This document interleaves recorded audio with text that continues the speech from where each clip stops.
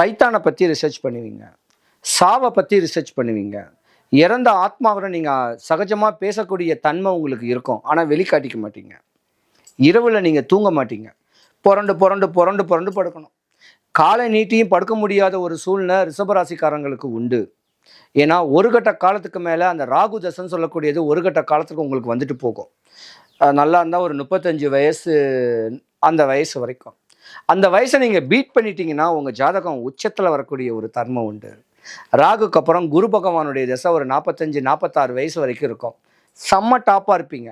ஆனால் டீனேஜ் குழந்தைங்க ரொம்ப கவனமாக இருக்கணும். பெண்கள் தான் கொஞ்சம் கவனமாக இருக்கணும்.